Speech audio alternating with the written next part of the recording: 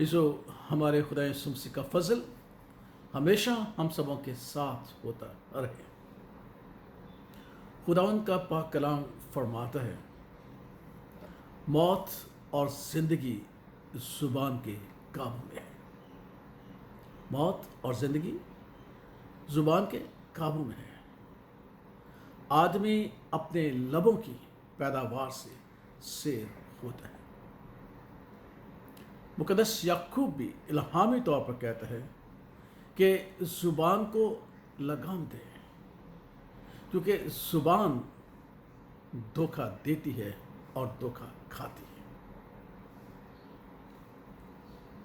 ज़ुबान की वजह ही से हमारी दीनदारी कायम रहती है और हमारी दीनदारी बातिल हो जाती है। ये मुकद्दस याकूब कहते हैं, ज़ुबान आग है जो जहन्नम की आग से जलती है। ज़ुबान आग है जो जहन्नम की आग से जलती है। शरारत का एक आलम है जिससे आदमी के सारे जिस्म को दागदार बना देती है। इसलिए हमें चाहिए कि हम अपनी ज़ुबान को लगाम दें और लगाम में रखें, इसकी तरबियत करें, अपनी ज़बान को ऐब जोई से महफूज रखें, क्योंकि हमारी भी फिर ऐब जोई होगी।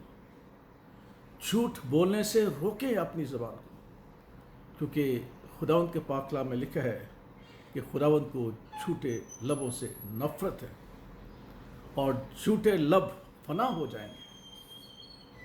बड़े बड़े बोल ना बोले, क्योंकि जो बड़े बड़े बोल बोलते हैं हकीकत में कुछ नहीं है।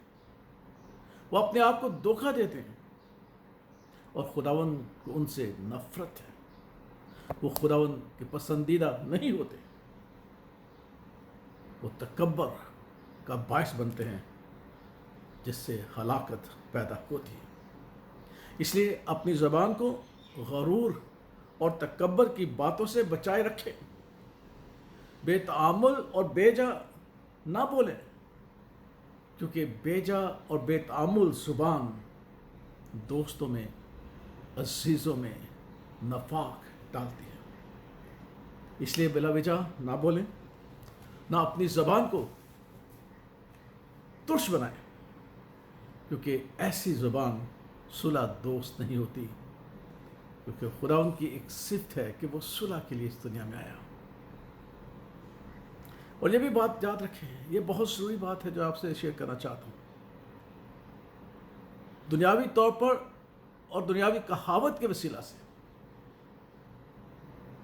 कि ज़ख्म जो किसी चीज़ से लगते हैं वो ज़ख्म भर जाते हैं, मगर जो ज़ख्म ज़ुबान के वसीला से लगते हैं वो कभी भरते नहीं, बल्कि सदा कायम रहते हैं।